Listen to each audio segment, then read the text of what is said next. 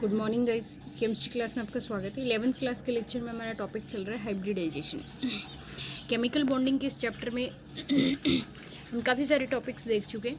Hybridisation देखो, कल हमने जो देखा था हाइब्रिडाइजेशन, उसके लिए हमने हाइब्रिडाइजेशन के अंदर हमने ये देखा था कि hybridisation is a hypothetical concept, कि सिर्फ एक इमेजिनेशन पे बेस्ड होती है, जिसमें अलग अलग साइंटिस्ट जो हैं उन्होंने अपनी थ्योरीज प्रपोज की हैं कि मॉलिक्यूल इस तरीके से बनता है, मॉलिक्यूल इस तरीके से एग्जिस्ट होता है। ऑथेंटिक इसकी कोई भी थ्योरीज नहीं है, रियल में इसका ऐसा कुछ भी प्रोजेक्शन नहीं है कि जिसके बेसिस पे हम ये प्रूव कर सकें कि इस मॉलिक्यूल का यही होगा। ठीक है, तो सबसे पहली लाइन तो यही होती है कि हाइब्रिडाइजेशन एक हाइपोथेटिकल कॉन्सेप्ट होती है जिसके थ्रू मॉलिक्यूल का फॉर्मेशन होता है और एक सेंट्रल एटम के अराउंड सारे के सारे एटम्स जो होते हैं एक प्रॉपर वे के अंदर अरेंज होते हैं। उनके कुछ गाइडलाइंस होती हैं जिनको फॉलो करते हुए मॉलिक्यूल क्या होता है, अरेंज होते हैं, स्ट्रक्चर के अंदर अरेंज होता है। हर एक मॉलिक्यूल का सेम मैनर होता है। तो सबसे पहले तो अपने इसकी डेफिनेशन देखी थी। डेफिनेशन में क्या देखा कि ऑर्बिटल्स होते हैं, जैसे आपने इलेक्ट्रॉनिक कॉन्फ़िगरेशन लिखा है, इलेक्ट्रॉनिक कॉन्फ़िगरेशन के बेसिस पे देखो हमने यही देखा था, orbitals having same energy but different structures, है ना। Orbitals of same energy, energy level 2, energy level 2, क्योंकि एन की वैल्यू एनर्जी लेवल होती है। तो orbitals of same energy but different structures combine with each other to form a molecule and form the same number of orbitals which are same in energy and same in structure। इस first orbital की भी वही shape and structure है जैसी second की है। तो orbital से same energy but different structure के, फॉर्मिंग ऑर्बिटल से same energy and same structure की are known as hybrid orbital and this phenomena is known as hybridization. कि ये इंटरमिक्स होकर के मॉलिक्यूल फॉर्मेशन का जो फिनोमिना होता है उस फिनोमिना को आप क्या कहते हो, हाइब्रिडाइजेशन बोलते हो। ऐसी कॉन्सेप्ट मानी जाती है हाइब्रिडाइजेशन की। देन देखो इसके अंदर आप लोगों को कुछ रूल्स फॉलो करने हैं, तो हाइब्रिडाइजेशन के रूल्स पे चलती हूँ मैं। फर्स्ट रूल हमने ये देखा है, in hybridization only same energy orbitals take part. कि हाइब्रिडाइजेशन के प्रोसेस में एनर्जी गैप नहीं होना चाहिए, या फिर सेम या ऑलमोस्ट सेम वर्ड यूज कर सकते हो। लाइक आपके पास 4s ऑर्बिटल है तो 4s 4p के साथ कंबाइन हो सकता है या 5s के साथ कंबाइन हो सकता है। ऑलमोस्ट सेम एनर्जी के ऑर्बिटल्स ही आपस में कंबाइन होंगे, क्योंकि एनर्जी लेवल अगर अलग अलग होता है तो उनके अंदर कॉम्बिनेशन नहीं बैठ पाता है। ठीक है, तो फर्स्ट है in hybridization only same energy orbitals take part. ठीक है, सेकंड होती है कि जो हाइब्रिडाइजेशन होती है it tells us about the intermixing of orbitals. कि ये ऑर्बिटल्स की इंटरमिक्सिंग को शो करता है। ऑर्बिटल्स की इंटरमिक्सिंग से मेरा मतलब है कि इसके अंदर इलेक्ट्रॉन्स की कोई कॉन्सेप्ट नहीं होती है। हाइब्रिडाइजेशन ये कहती है कि ऑर्बिटल्स का मिक्सिंग होता है, ओवरलैपिंग होती है। और ये किस ओवरलैपिंग को मेन मानता है, ये कहता है कि ऑर्बिटल्स हमेशा सेम एक्सिस पे ओवरलैप करते हैं, झुक करके ऑर्बिटल्स के अंदर ओवरलैपिंग जैसी कोई प्रोसेस नहीं होती है। तो आप ये बोल सकते हो कि in hybridization is based on axial overlapping and it resulted as sigma bond. कि हाइब्रिडाइजेशन जो होता है वो एक्सियल ओवरलैपिंग पे बेस्ड होता है। और एक्सियल ओवरलैपिंग जो होगी, है ना, एक्सियल ओवरलैपिंग जो होती है वो हमेशा क्या होती है, सिग्मा बॉन्डिंग होती है। इसका मतलब ये होता है ये पाई बॉन्डिंग को कभी भी नहीं मानता है। हाइब्रिडाइजेशन कभी भी पाई बॉन्डिंग को नहीं मानता है। इसके अकॉर्डिंग पाई बॉन्डिंग हो ही नहीं पाती है ऑर्बिटल्स के बीच में। इसका मतलब ये होता है कि पाई बॉन्डिंग का किसी भी मॉलिक्यूल की शेप और स्ट्रक्चर के अंदर कोई रोल नहीं होता है। ये बिल्कुल ऑथेंटिक बात है कि पाई बॉन्ड का उसके अंदर कोई रोल नहीं होता है। कि मॉलिक्यूल की स्ट्रक्चर या तो उसके सिग्मा बॉन्ड इफेक्ट करते हैं या फिर उसके अंदर प्रेजेंट जो लोन पेयर होते हैं वो उसकी शेप और ज्योमेट्री को डिसाइड करते हैं। तो पहला तो मैंने ये आपको ये बताया था, सेम और एनर्जी के ऑर्बिटल्स एक दूसरे के साथ कंबाइन होते हैं। सेकंड पॉइंट मैंने क्या बताया, हाइब्रिडाइजेशन जो होता है वो इंटरमिक्सिंग होती है, ओवरलैपिंग होती है। It based on axial overlapping. Lateral overlapping को क्या करता है, अवॉइड करता है। और इसका मतलब ये होता है कि in hybridization only sigma bond form, है ना। It does not explain the formation of pi bond और लेटरल ओवरलैपिंग। कि ये पाई बॉन्ड के बनने को या लेटरल ओवरलैपिंग के बनने को एक्सप्लेन नहीं करता, सिर्फ और सिर्फ सिग्मा बॉन्ड पे बेस्ड होता है। नेक्स्ट बात इसने बोली है कि shape of the molecule is affected by the lone pairs and sigma bond. There is no role of pi bonding and lateral overlapping. ठीक है, थर्ड आपको ये देखना है कि पाई बॉन्ड का कोई रोल नहीं होता है। इसके बाद में नेक्स्ट जो होता है इसके अंदर ये होगा कि hybridisation is a phenomena which is based on the intermixing of only orbitals, there is no role of electrons. की ओवरलैपिंग जो होती है ना वो ऑर्बिटल्स के बीच में होती है, उसमें इलेक्ट्रॉन्स का रोल नहीं होता। तो ऑर्बिटल्स कई तरीके के हो सकते हैं, ऑर्बिटल्स में भी हाफ फिल्ड, ऑर्बिटल्स में भी फुल फिल्ड और ऑर्बिटल्स में भी वैकेंट। तो ये हाइब्रिडाइजेशन ये कहती है कि there is mixing of only orbitals. और ऑर्बिटल्स में क्या हो सकते हैं, वो फुल फील्ड भी हो सकते हैं, वो वैकेंट भी हो सकते हैं, और वो क्या हो सकते हैं, हाफ फील्ड भी हो सकते हैं। हिंट के लिए मैं बताऊं कि फुल फील्ड ऑर्बिटल हमेशा लॉन पेयर की फॉर्म में रहता है, हाफ फील्ड ऑर्बिटल हमेशा आयनिक या कोवेलेंट बॉन्ड का फॉर्मेशन करता है, और वैकेंट ऑर्बिटल हमेशा कोऑर्डिनेशन बॉन्ड का फॉर्मेशन करता है। ठीक है, कोऑर्डिनेशन बॉन्ड, लॉन पेयर और बॉन्ड फॉर्मेशन। फिर आती है कि हाइब्रिड ऑर्बिटल के अंदर जितने ऑर्बिटल पार्टिसिपेट कर रहे हैं, लाइक 4 ऑर्बिटल पार्टिसिपेट करेंगे तो बनेंगे भी कितने, 4 ही बनेंगे। ऐसा नहीं है कि उनका नंबर अलग अलग हो जाए। तो हमेशा हार्ड एंड फास्ट रूल यही है कि number of hybrid orbitals always equal to the number of participating orbitals. उतने ही ऑर्बिटल बनेंगे जितने पार्टिसिपेट कर रहे हैं, कॉमन सी बात है। कभी भी ऑर्बिटल्स का नंबर अलग अलग नहीं करना है, तो जितने पार्टिसिपेट कर रहे हैं उतने ही फॉर्मेशन होता है ऑर्बिटल्स का। ठीक है, नेक्स्ट ये होती है कि geometry of the molecule will be decided on the basis of, है ना, ज्योमेट्री ऑफ द ऑर्बिटल किसके ऊपर होती है, VSEPR theory, VSEPR theory. VSEPR theory अगला टॉपिक आएगा, हाइब्रिडाइजेशन के बाद में हम पढ़ेंगे VSEPR थ्योरी। ये बहुत इंपॉर्टेंट थ्योरी है। VSEPR थ्योरी किसी भी मॉलिक्यूल की शेप को डिफाइन करेगी कि कोई भी मॉलिक्यूल जैसे लीनियर स्ट्रक्चर में ही क्यों आया, ट्राइगोनल में ही क्यों आया, टेट्राहाइड्रल में ही क्यों आया, इस चीज़ को एक्सप्लेन करती है ना। तो hybridization is a hypothetical concept, पहली लाइन पढ़ ली, in which orbitals intermix and form the stable molecule, जिसके अंदर ऑर्बिटल्स की क्या होती है, इंटरमिक्सिंग होती है। हाइपोथेटिकल कॉन्सेप्ट है जो इंटरमिक्सिंग को बताती है और ये बताती है कि स्टेबल मॉलिक्यूल का फॉर्मेशन किस तरीके से होना है। जैसे अपन ने ये देखा ना कि एटम की स्ट्रक्चर ये है, ये तो एटम की स्ट्रक्चर के कई सारे बेस हैं। माइक्रोस्कोपिक पार्टिकल है, उसको आप देख भी सकते हो, लेकिन ऐसा कहीं नहीं मिलेगा कि आपको कहीं पे भी एक वाटर मॉलिक्यूल बना करके बताएं और उसमें आपको प्रोसेस नज़र आए कि ये हाइब्रिडाइजेशन इसमें होता है। ऐसा नहीं है, सिर्फ एक इमेजिनेशन पे बेस्ड एक थ्योरी है जिसको माना गया है, और मोस्ट ऑफ कंपाउंड्स इस थ्योरी के बेसिस पे एग्जिस्ट करते हैं, इसलिए इसको ऑथेंटिक कर दिया बाद में। ठीक है ना।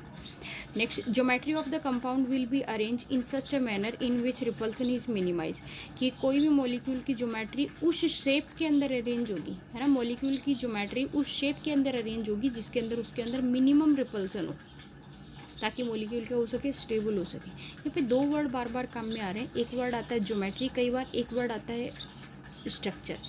क्या डिफरेंस है ज्योमेट्री और स्ट्रक्चर में? सबसे पहली बात ये देखो, ज्योमेट्री किसको कहते हैं, स्ट्रक्चर किसको कहते हैं। तो देखो, ज्योमेट्री और स्ट्रक्चर के अंदर मैं आपको ये बताऊँ कि स्ट्रक्चर जो होती है वो किसी भी चीज़ का जो डायग्राम अगर आप रफली बना रहे हो तो उसको आप बोल सकते हो स्ट्रक्चर। कहने का मतलब है जिसके अंदर पैरामीटर्स काम नहीं करते हैं, बॉन्ड लेंथ कितनी है, बॉन्ड एंगल कितना है, इस तरीके से। जैसे आपने किसी को अपने घर का मैप बताया कि मेरा घर इस तरीके से है, मेरे घर में इतने रूम हैं, इस डायरेक्शन में आता है, इतना इतना, ऐसे ऐसे, ये तो होता है आपने अपने घर की स्ट्रक्चर बताई है।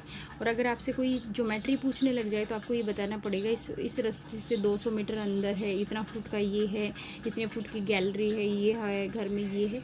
तो सारा का सारा मेज़रमेंट के अकॉर्डिंग अगर स्ट्रक्चर ड्रॉ करते हो देन उसको आप क्या बोलते हो, ज्योमेट्री। आई बात समझ में?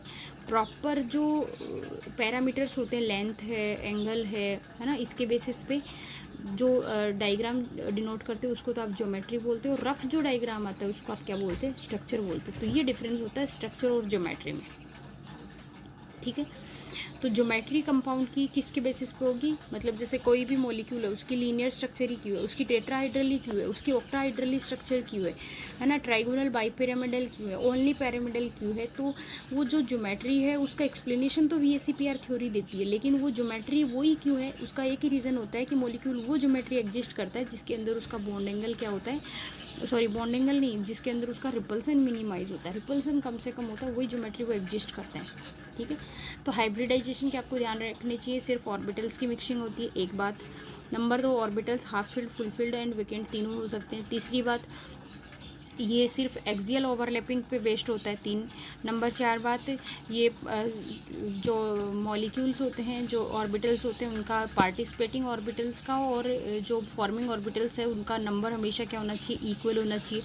नेक्स्ट बात है कि इसके अंदर ऑर्बिटल्स जो बन रहे हैं हाइब्रिड ऑर्बिटल्स, उनकी एनर्जी और उनकी शेप दोनों क्या होती है, सेम होती है।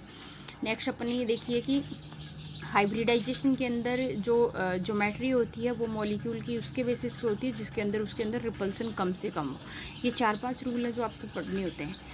और इसके अंदर इंटरमिक्सिंग ऑर्बिटल्स की होती है, और इंटरमिक्सिंग भी कौन सी होती है, एक्सियल ओवरलैपिंग होती है जो सिग्मा बॉन्ड पे होती है। पाई बॉन्डिंग को क्या करता है, ये अवॉइड कर रहे हैं। तो जो 4-5 रूल्स मैंने बताए वो आपको याद रखने हैं कि इन रूल्स के बेसिस पे होते हैं। नेक्स्ट जो है देखना है, अगला जो है वो है टाइप्स ऑफ हाइब्रिडाइजेशन। हाइब्रिडाइजेशन के रूल्स अपन ने देखे हैं, डेफिनेशन अपन ने देखी है, कॉन्सेप्ट देख लिए कि हाइब्रिडाइजेशन क्या होता है, किस तरीके से होता है। अब आप लोगों को क्या पढ़ना है,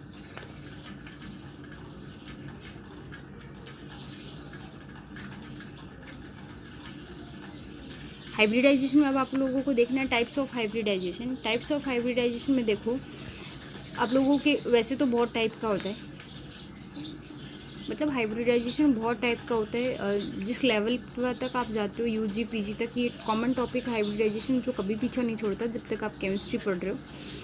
तो वैसे तो उसके बहुत सारे टाइप है, लेकिन जितना आप लोगों की दे रखा है मैं उससे आगे नहीं बढ़ूँगी क्योंकि फिर आप लोगों की वो नहीं होता है। तो इसके अंदर कई तरह के हाइब्रिडाइजेशन है, सिंगल भी हैं, इंटरमिक्सिंग भी हैं। तो आप लोगों के शायद इंटरमिक्सिंग के नहीं हैं सिलेबस में, तो जितने भी हैं उतने ही करवाती हूँ मैं, उसके बाद में लेवल आगे नहीं लेते अपन इसका। सबसे पहला देखो आप,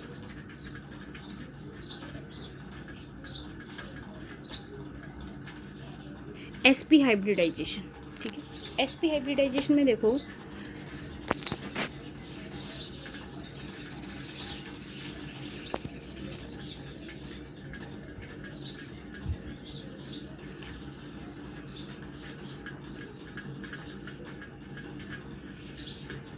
एसपी हाइब्रिडाइजेशन में आपको क्या चीज़ देखनी है, एसपी हाइब्रिडाइजेशन में ही देखना है। देखो जैसा नाम है वैसा ही है, एक हाइब्रिडाइजेशन जिसमें कौन कौन से ऑर्बिटल पार्टिसिपेट कर रहे हैं, एक एस ऑर्बिटल और एक कौन सा, पी ऑर्बिटल।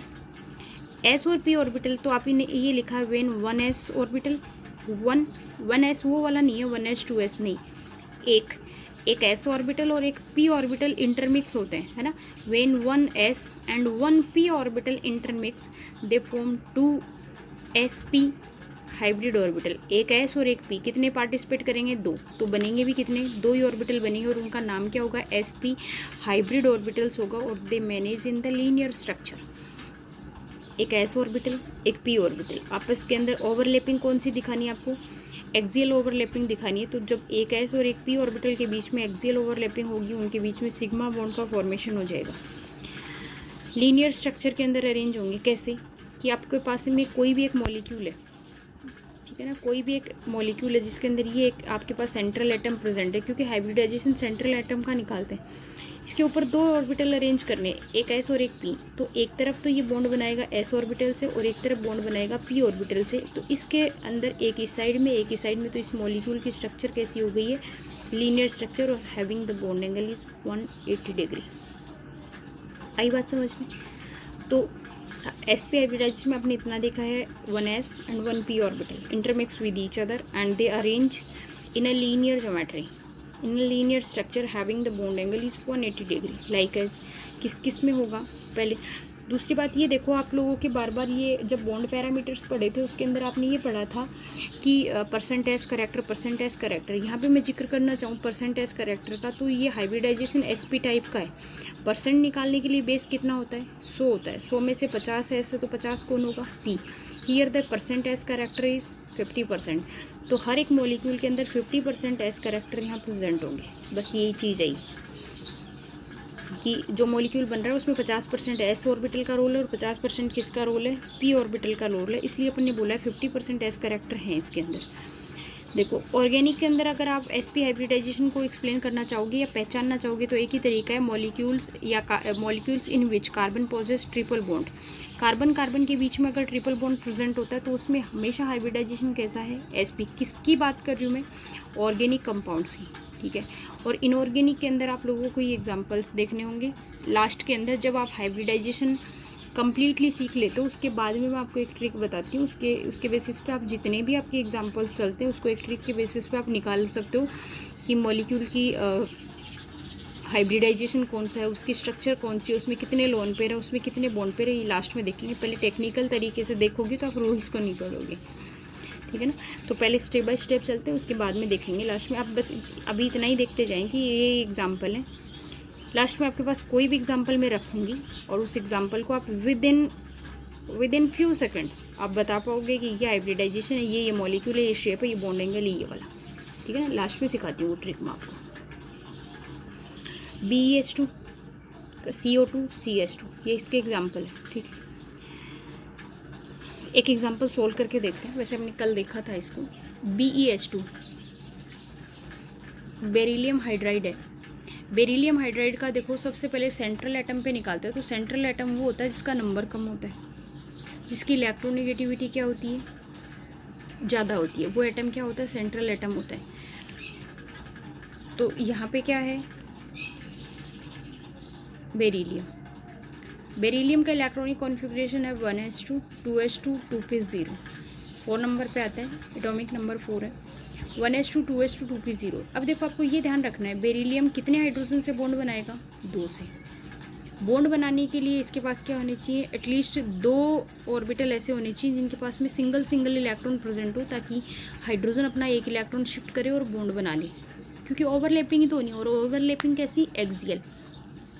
तो बेरिलियम के पास में एटलीस्ट इतने इलेक्ट्रॉन, मतलब कम से कम 2 ऑर्बिटल ऐसे होने चाहिए जिनके पास सिंगल इलेक्ट्रॉन हो, ताकि दोनों हाइड्रोजन अपना इलेक्ट्रॉन शिफ्ट करें और बॉन्ड बना सके।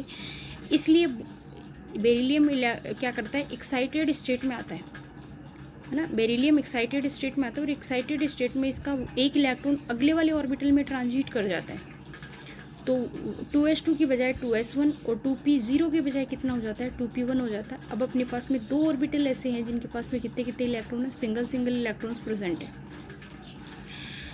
दूसरी बात ये ध्यान रखो, in hybridization only outer most shell that is known as valence shell take part, कि ओवरलैपिंग की जो प्रोसेस होती है या हाइब्रिडाइजेशन की जो प्रोसेस होती है वो ये कहती है कि ऑर्बिटल हमेशा आउटर मोस्ट सेल का जो ऑर्बिटल होता है वही पार्टिसिपेट करता है, जिसको आप क्या बोलते हो, वैलेंस सेल ऑर्बिटल बोलते हो।